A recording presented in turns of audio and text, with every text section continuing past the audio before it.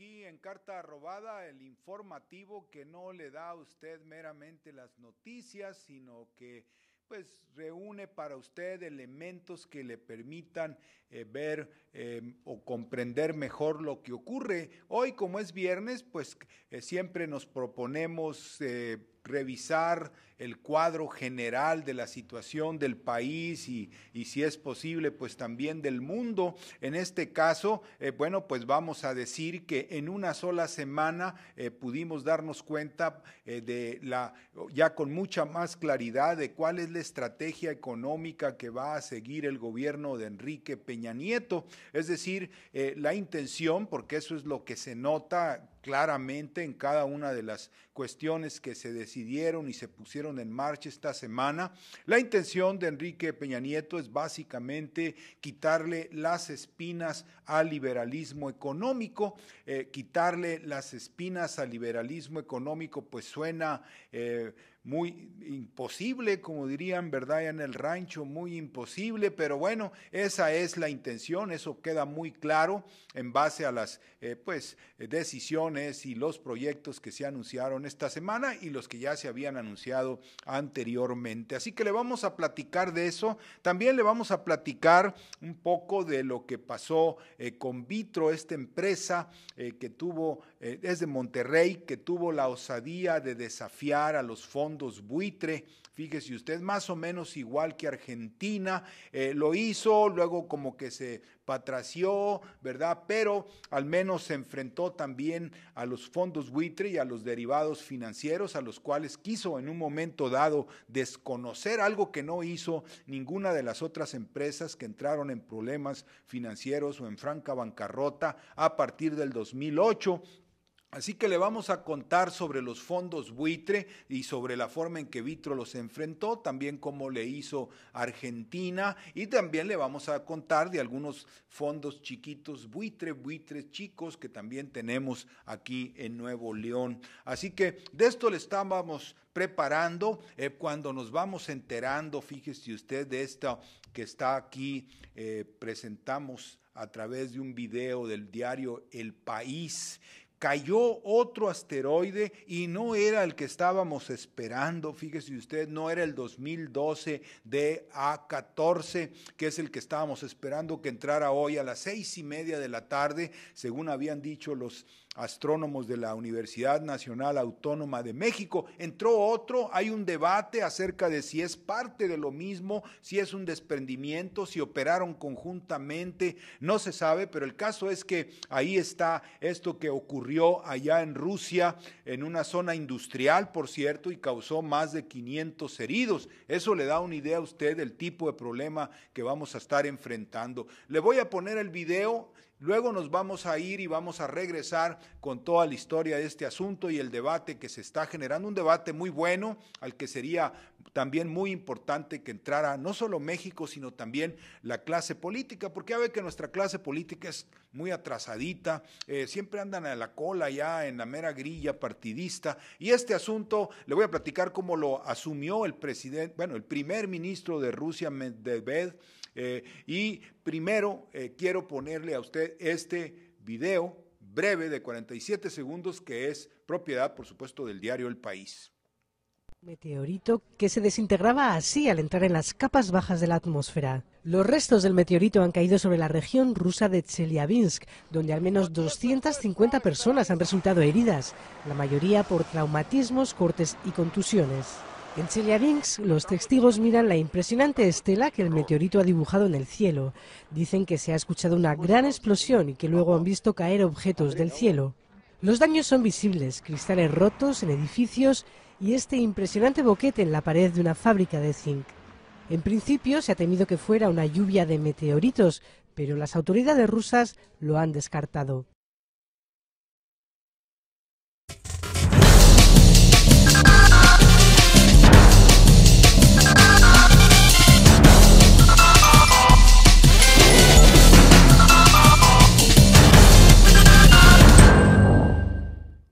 Y bueno, pues le decía que mientras estábamos esperando la llegada del 2012 DA14, este meteorito que ayer comentamos ampliamente, pues resulta que apareció otro, fíjese usted, y también en Rusia, más o menos en la región en donde hace ya mucho tiempo, en 1908, golpeó otro que logró destruir una buena cantidad de kilómetros cuadrados de bosque, pero esta vez fue directamente a una ciudad, Chelyabinsk, que es además una ciudad industrial, y destruyó una fábrica de zinc. Imagínese usted, pasó por el cielo una especie de nube muy grande, pero muy cercana a la tierra, que la mayor parte de los habitantes pudieron ver, se quedaron deslumbrados, algunos les causó heridas, 34 de ellos fueron a dar al hospital. Y bueno, pues esto es un acontecimiento, fíjese usted, junto con lo que va a pasar hoy a las 6:30 de la tarde, o entre 6 y 6:30 de la tarde, según dijo la UNAM ayer. Son dos acontecimientos que coinciden en un mismo día, fíjese usted, y que pueden cambiar la historia de la humanidad, porque pueden poner en evidencia la necesidad de que se genere algún tipo de defensa en contra de estos meteoritos, de estos fenómenos o de estos cuerpos que van a estar llegando constantemente a la Tierra, especialmente los que son de tamaño pequeño. Le decíamos ayer, como este que parece que entró, que es menor que el que estamos esperando para en la tarde, que mide más o menos el tamaño de una alberca olímpica, dicen ahora, yo diría media cuadra, ¿verdad?, que se deja caer, pero no es el problema del tamaño, es el problema de las velocidades con que viene. Por ejemplo, este que entró ahí en esta zona de Rusia, Chelyabinsk, esta ciudad entró a 30 kilómetros por segundo. Fíjese usted, quiere decir que la velocidad que llevaba es suficiente como para llegar de aquí de Monterrey a la Ciudad de México en unos 30 segundos. En medio minuto estaríamos comparando la velocidad de un aeroplano que pudiera, o un avión que pudiera volar en medio minuto desde aquí a la Ciudad de México. Así que esas son las amenazas ahora que la Tierra tiene encima. Hay una división, ¿verdad? Yo le quiero presentar esta imagen en donde pues se describe las tres nombres que recibe un meteorito. Lo tenemos aquí en nuestra imagen 1, según cuando no entra, cuando entra y cuando ya se desintegra, ya muy cerca de la Tierra, pues para que vayamos sabiendo las clasificaciones que hacen los científicos, pero el asunto es muy simple. Algunos meteoritos pasan de lado,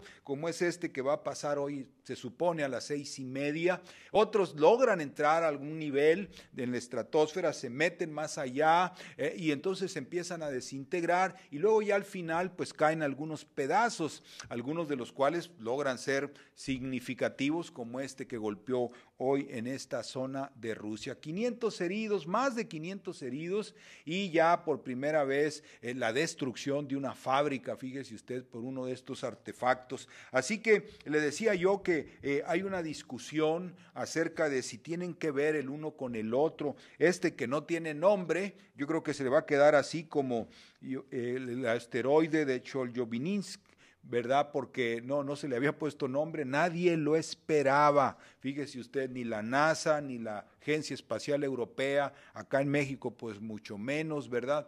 Así que no tiene nombre, a ver cómo lo bautizan, pero causó ya estragos significativos. Mire, hay dos posturas. Según estuvimos viendo, la NASA supone que este que cayó es un desprendimiento del otro que es mayor, el 2012 DA14, le vamos a llamar ahora DA14 para simplificar las cosas. Sería un desprendimiento. La Agencia Espacial Europea dice, no puede ser, porque mire, este viajó de este a oeste y se supone que el DA14 va a viajar de norte a sur, entonces no pueden ser desprendimiento el uno del otro porque no llevaban la misma dirección. Y en España uno de los diarios allá cita a Miguel Bello, un especialista en estos asuntos, que está diciendo que es una coincidencia asombrosa, porque en realidad se trata de dos meteoros que se estaban moviendo en planos orbitales diferentes. Fíjese usted, así como viajan los aviones aquí en la Tierra, ¿verdad? Que se puede pasar uno encima del otro, son dos planos diferentes, pero orbitando. Así que la coincidencia de que hayan pegado sobre la Tierra en un mismo día, eso es lo que llaman una coincidencia asombrosa. Sin embargo, lo que importa de todo esto, ya que tiene usted más o menos las evidencias, los datos, es la forma en que va a reaccionar la humanidad, la sociedad humana organizada, ¿verdad? Y ocurrió también, esta es otra asombrosa coincidencia, precisamente cuando se estaba llevando a cabo hoy un seminario económico, también en una zona de Rusia donde estaba el primer ministro Dmitry Medvedev, que como usted sabe era el presidente hace algunos meses, y piensan unos que va a volver a ser presidente, puesto que es joven y forma una mancuerna con el presidente Putin, una mancuerna muy sólida que no han podido destruir nadie. Y él dijo una cosa muy importante, dijo, miren, eso que acaba de ocurrir, porque llegó la noticia cuando estaba este foro realizándose, dijo Medvedev, dice, demuestra esto que ocurrió, que no solamente la economía mundial es vulnerable a la crisis actual, sino que también el planeta es vulnerable a estas amenazas externas. También Rogozin, uno de los primer ministro que ha estado promoviendo la idea esta de un mecanismo o una estrategia de defensa de la tierra, está diciendo Rogozin, yo tengo la razón, he estado insistiendo en que es necesario protegerse contra este tipo de amenaza externa del planeta. Y dijo Medvedev, agregó ahí en el seminario económico, ese asteroide es el símbolo, dijo, fíjese qué interesante, de este foro económico, porque plantea el desafío que tenemos que llevar adelante para protegernos. No solamente resolver la crisis económica que azota al mundo, sino que también tenemos que protegernos contra estas amenazas externas, y para eso pues se necesita, fíjese usted, echar a andar la economía, o más bien lo que se necesita es librar a Occidente, donde está todavía la mayor capacidad industrial, científica y tecnológica, los Estados Unidos, Alemania, liberar a estas naciones junto con las demás de Europa y acá a nosotros, ¿verdad? De la prisión esta ideológica del liberalismo, porque si usted está pensando en desarrollar un sistema de defensa contra este tipo de ataques externos, pues necesita poner a caminar la economía sobre la base de objetivos científicos y tecnológicos, tasas de crecimiento medibles, metas pues anuales, y eso no se lo puede usted dejar al mercado, porque el mercado no le da por el crecimiento, el mercado pues busca, usted sabe, ¿no?, la ganancia, el moche, sacar lana como sea, aumentar ganancias en una lógica en donde lo que crece es el propio dinero y los valores de los papeles, de los bonos, de lo que sea, de la propia lana, ¿verdad?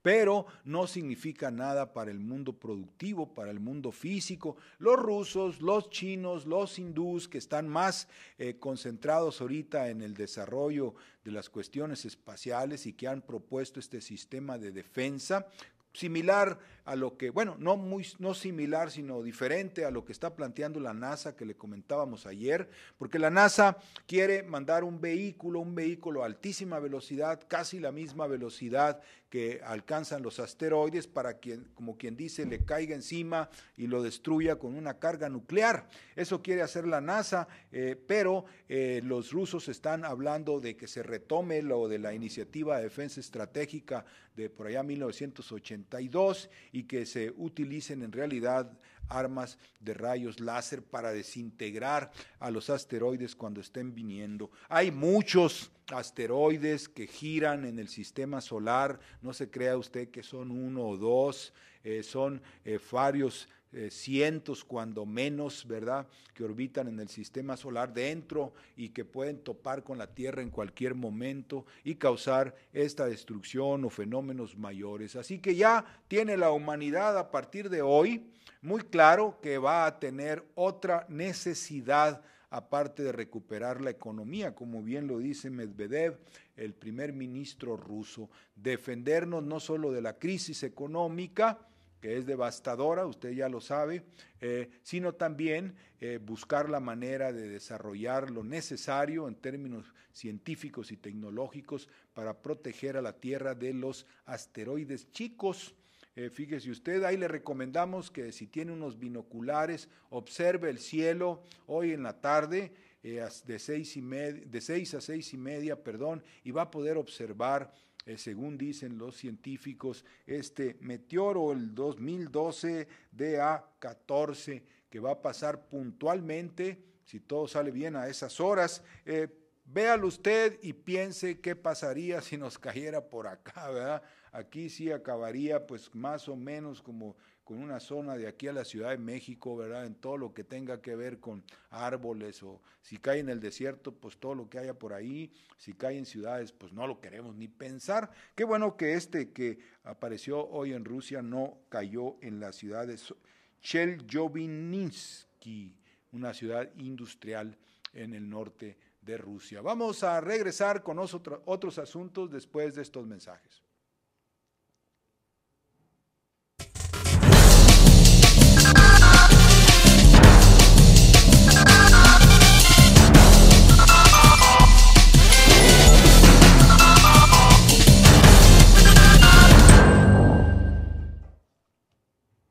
Bueno, pues le decía que también le vamos a platicar ahora acerca de cómo en esta semana, con la serie de proyectos que se presentaron, las noticias que se dieron, queda muy claro cuál es la estrategia económica de Enrique Peña Nieto, lo que piensa hacer con la economía. Le decía eso porque, bueno, pues usted sabe que presentaron el programa para combatir la violencia a través de la cuestión social, presentaron también un programa turístico y se creó un gabinete del turismo. Videgaray anunció que le iban a apretar a los bancos para que prestaran dinero a las pymes, que son a las que casi nadie les presta, a los puros agiotistas, ¿verdad? Se comen a las pobres pymes los agiotistas, y bueno, pues que esto entrañaba de alguna manera la decisión, le decíamos al principio de este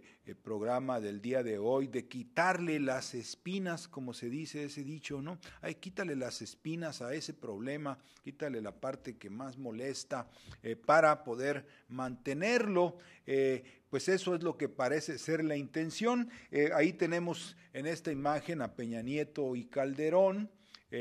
Peña Nieto ha procurado irse diferenciando, no de golpe, pero sí más o menos rápidamente de lo que fue la administración de Calderón, que como usted sabe, mantuvo la política económica que ya venía de atrás y además la profundizó, pero pues hay algunas espinas que se le pueden quitar, como es la forma irracional que peleó en contra del narcotráfico, o hacía como que peleaba, ¿verdad? Porque pues echaba a los soldados a la calle, a la marina, etcétera, pero por el lado financiero, pues ahí protegía todo lo que fuera lavar y planchar el dinero y hasta almidonarlo, ¿verdad? Por eso México, pues nada más el banco HSBC, allá en Culiacán, lavó como 2.400 millones de dólares en solo 2 años y en una sola ciudad. Imagínense todo lo que lavó HSBC en las demás ciudades de México.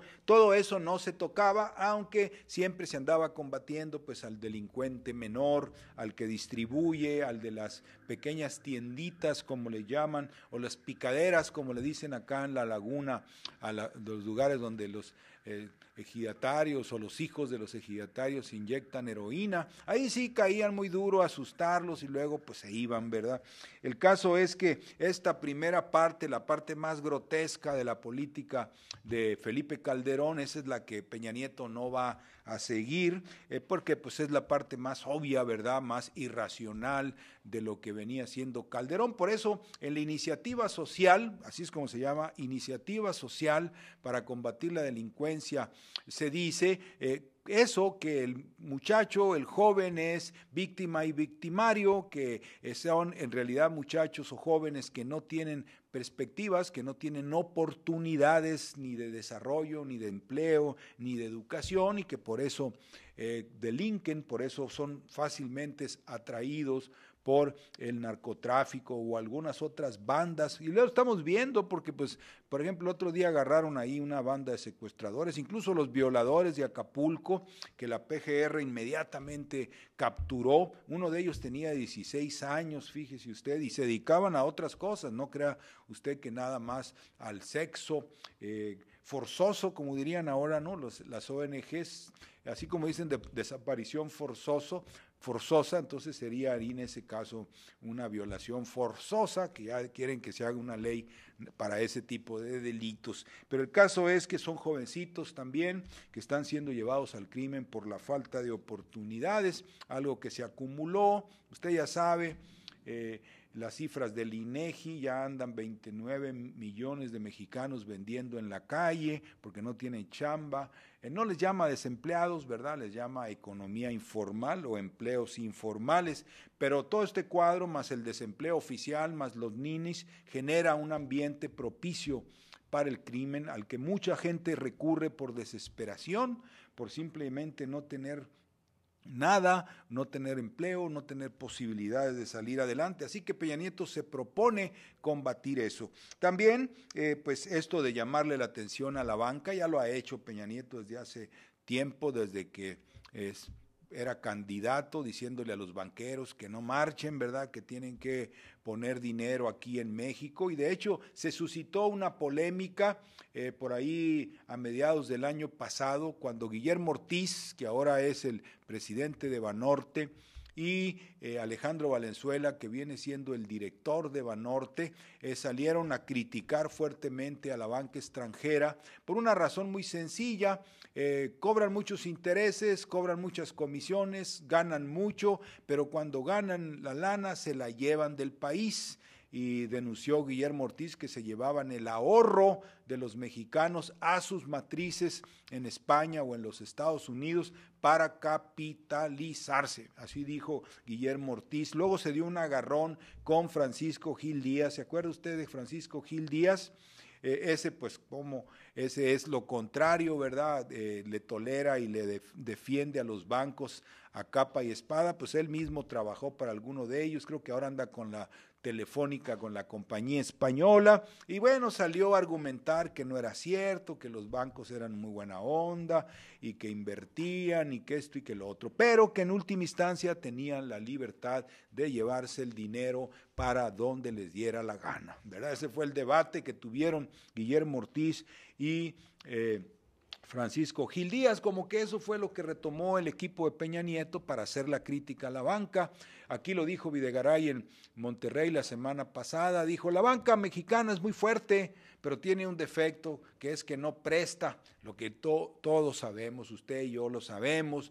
Nomás cuando te quieren ensartar una tarjeta de crédito, ¿verdad?, y cobrarte el 100 de intereses, entonces sí te andan buscando.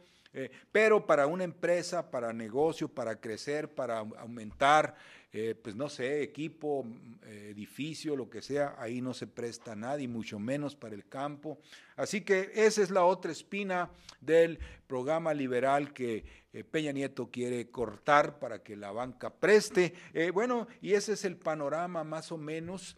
Quiere también que se genere crecimiento atrayendo inversión extranjera, pero pues ahí están las cifras, ¿verdad? La inversión extranjera, como le decíamos ayer, llegaron 40,000 millones en enero, según el Banco de México. 40,000 millones, imagínese usted, se puede hacer otro país con esa lana, bueno, pero no vienen a la producción, no vienen a la infraestructura, vienen a los bonos del gobierno, vienen a la inversión en cartera que le llaman los economistas, que quiere decir que entró acá, ¿verdad?, donde uno guarda la cartera y se lleva la lana, eso es lo que quiere decir. No interprete usted otra cosa, vienen a robar, pues, y roban pues principalmente a través del cobro de tasas de interés al gobierno, que tanto necesita mantener reservas y mantener flujos de capital. Pero pedirles que vengan a la inversión, que le presten a las pymes, pues es como pedirle peras al olmo. Sin embargo, esto y los anteriores puntos demuestran pues que esa es la estrategia de Enrique Peña Nieto, tratar de quitarle las espinas a el liberalismo económico, tratar de que un sistema que provoca desempleo, que paraliza la economía y causa decrecimiento, no crecimiento, que desestabiliza la sociedad y desintegra a las familias, haga lo contrario. Esa es más o menos la intención. Algunos otros lo han intentado, no se crea usted que es la primera vez. Algunos otros lo han intentado y duran poco tiempo en el intento. Vamos a regresar, le vamos a platicar muy brevemente acerca de un aspecto también de la política de Peña Nieto que se diferencia de la de Calderón y que según un columnista importante, Riva Palacios, que tenemos aquí en nuestra imagen 4, lo está llevando a una pequeña o una especie de confrontación con el gobierno de Estados Unidos. Vamos a ver si es factible esto que dice Riva Palacios después de estos mensajes.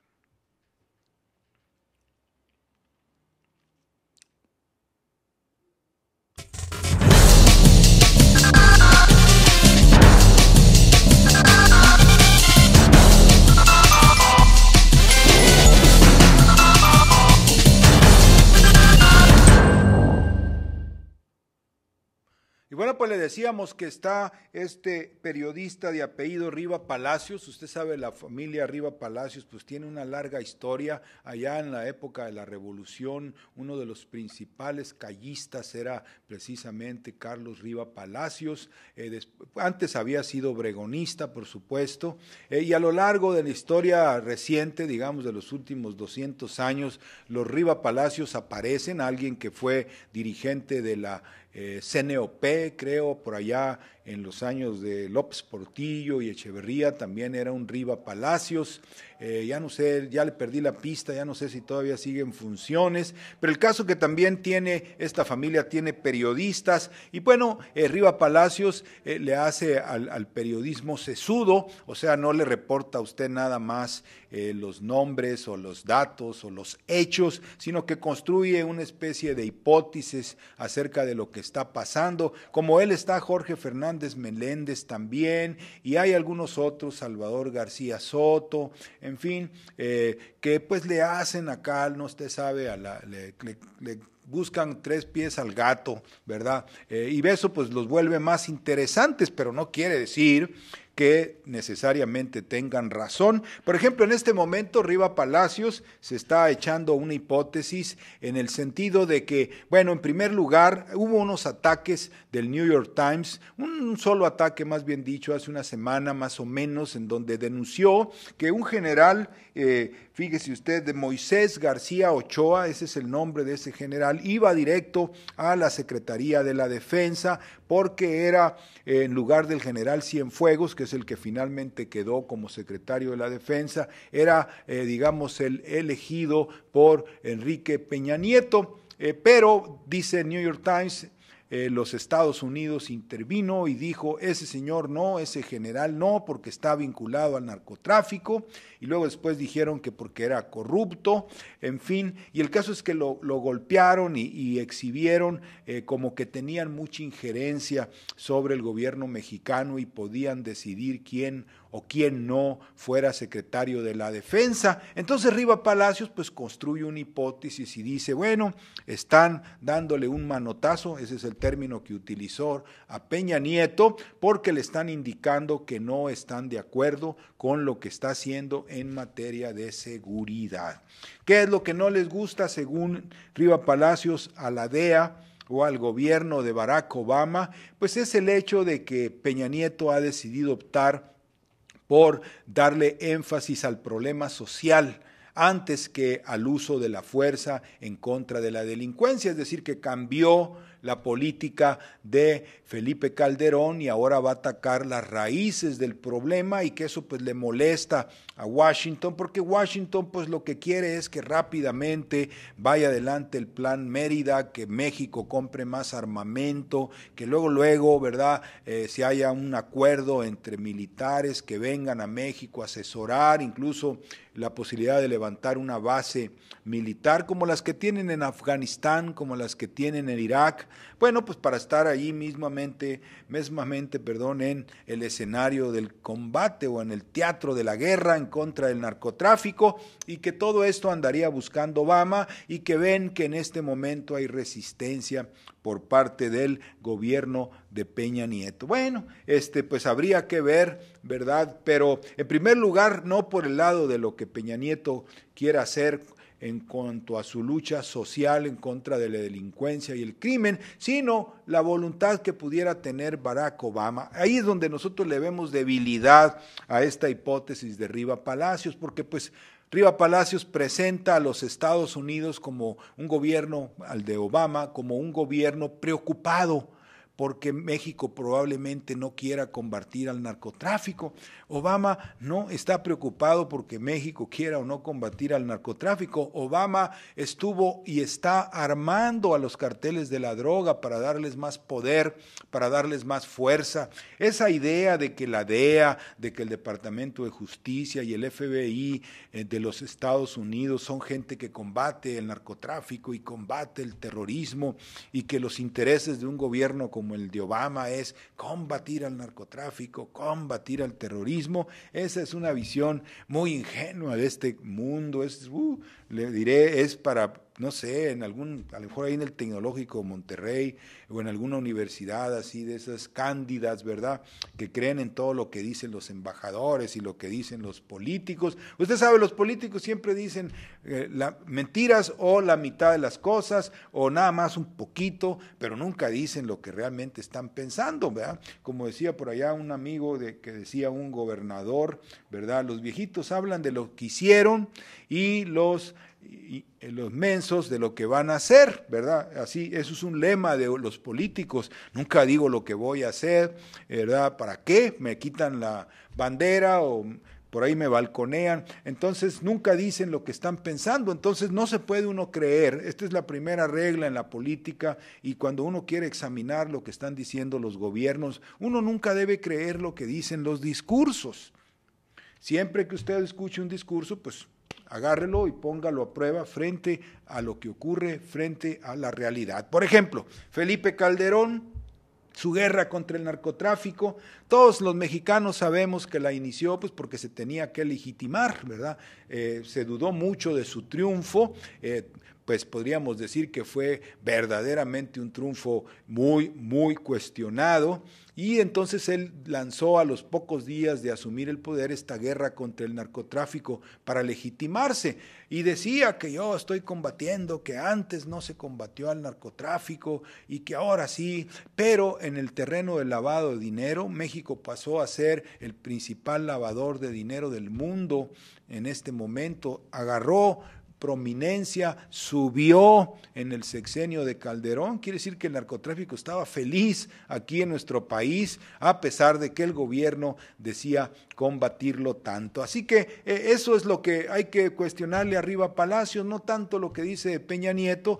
sino esta ingenuidad de creer que realmente Washington se interesa mucho por combatir al narcotráfico, cuando hemos visto que es quizá todo lo contrario, especialmente tratándose del gobierno de Obama y el gobierno de George W. Bush, que armaron a los carteles. Obama, se dice, para que los carteles, especialmente el de Sinaloa, le metieran una lana a su campaña. Además, Obama es muy amigo de Soros, de los principales promotores de la legalización de las drogas, así que no hay ese conflicto. Quizá el conflicto entonces, si es que lo hubiese entre Washington y el gobierno de Peña Nieto, venga más bien por otro lado. Quizá esto de hacer énfasis en lo social, pues a lo mejor sí les molesta, pero el Plan Colombia también decía eso, el Plan Colombia también decía, vamos a meter bases norteamericanas, vamos a llevar tropas, entrenadores, decían ellos, pero también vamos a combatir las cuestiones sociales, pero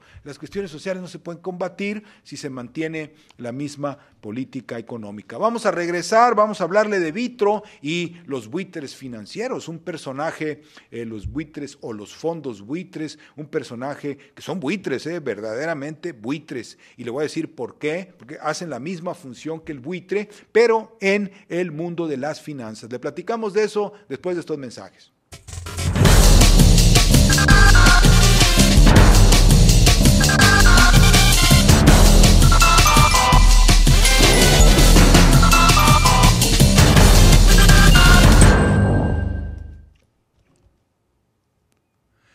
Y bueno, pues le decía que le vamos a hablar de los buitres financieros. Aquí tenemos algunas imágenes para hablarles de algunos de ellos.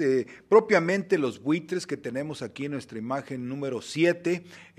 Y pues de ellos, pues también le vamos a presentar a dos de los más famosos. El que tenemos en la imagen 8, que es Elliott. Esa es una de las empresas que son fondos buitres, ya muy denunciados. Y otra que se llama Aurelius, que tenemos en la número 9, que son también fondos buitres muy comentados a nivel internacional, sobre todo por el conflicto que se han venido echando con el gobierno de Argentina. Mire, la cosa es muy sencilla, los gobiernos o las empresas, y ahorita vamos a ver el caso de Vitro, porque pues Vitro es una empresa que un 27 de febrero del 2009, presente lo tengo yo, se declaró en suspensión de pagos de su deuda, una deuda de unos 1.600 millones de dólares. Lo hace, digamos, unos 9 años después de que lo hiciera Argentina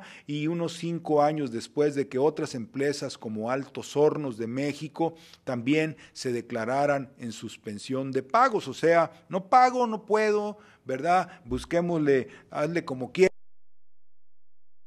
Busquemos otra manera.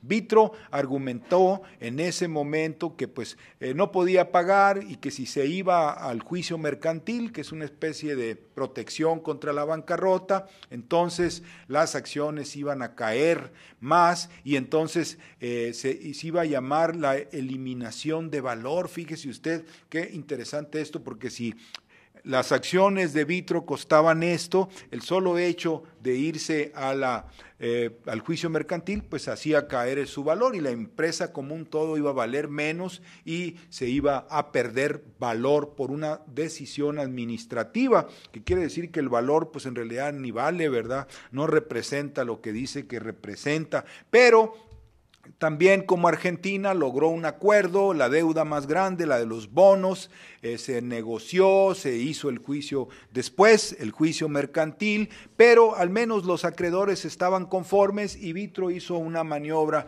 muy inteligente, convirtió a sus subsidiarias en acreedores. Entonces dijo, a ver, de la mesa de acreedores, de estos 10 acreedores, 6 son mis cuates porque son mis empresas, 4 no lo son, así que en la votación pues vamos a ganar y vamos a poder imponer nuestra negociación. Una maniobra muy inteligente, fíjese usted, que hizo este hombre que se llama Hugo Lara, porque primero pues tuvieron que quitar a Federico Sada González, es la familia Sada González, grábeselo usted.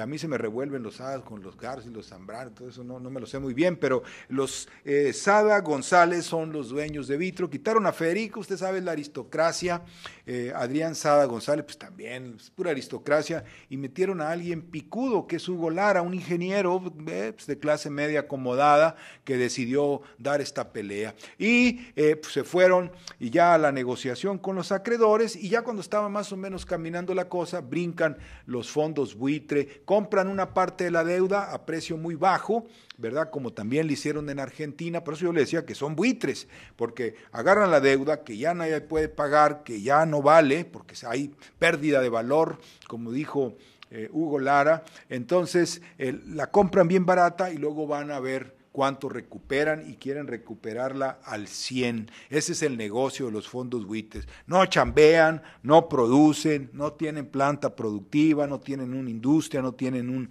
ferrocarril, no tienen transporte, no tienen aviones, no tienen nada físico, se dedican a comprar deuda barata para luego tratar de cobrarla más cara. Y tienen libertad, desafortunadamente, las leyes como las del concurso mercantil en México o las leyes de bancarrota en los Estados Unidos, pues les dan chance de hacer esas barbaridades, ¿verdad?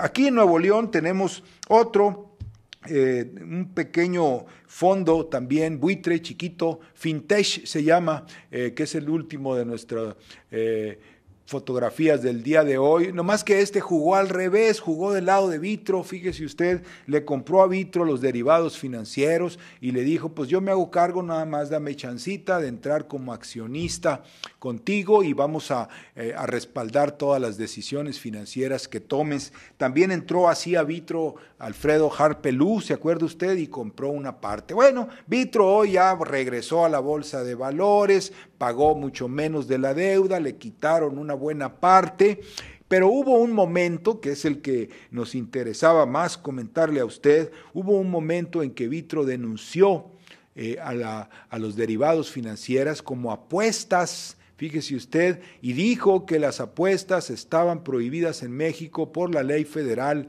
de juegos y sorteos y que por lo tanto 240 millones de dólares de la deuda que eran en derivados financieros eran ilegales y no los quiso reconocer. Eso le valió mucho en las Cortes de Nueva York, que es donde se llevan a cabo los juicios más picudos en contra de la banca. Como que ahí hay jueces, ¿verdad?, que no se... o sea, no se someten en todo a los bancos, a Wall Street, y allá se fue Vitro y pues logró quitarse de encima en cierta forma el problema de los derivados. También, bueno, pues ahorita ya regresó a la bolsa, le decía, se ha recuperado, pues tuvo la decisión valiente de en un momento suspender los pagos, diciendo, miren, yo no les voy a entregar los fierros, yo no voy a correr a la gente, yo no voy a dejar sin pensiones a mis trabajadores, son 23,000 trabajadores, ni modo que los corra, nada más para poder pagarles a ustedes. Y se fue a la suspensión de pago y le fue bien porque pues ya está otra vez jalando, como quien dice, y en buenas condiciones. Vamos a terminar el día de hoy, es viernes. Lo esperamos aquí el lunes, ya sabe usted, a las 12 del día, corra la voz, aquí hay un programa que le permite o le ayuda a usted a entender lo que ocurre y que no le damos meramente noticias, ni somos temaólogos como Aristegui y otros conductores, ¿verdad?, que se dedican a darle a usted temas y solamente le dividen el mundo en cuadritos y usted no entiende al final nada, entiende menos que cuando comenzó. Regresamos el lunes, lo esperamos aquí a las 12 del día en Carta Robada.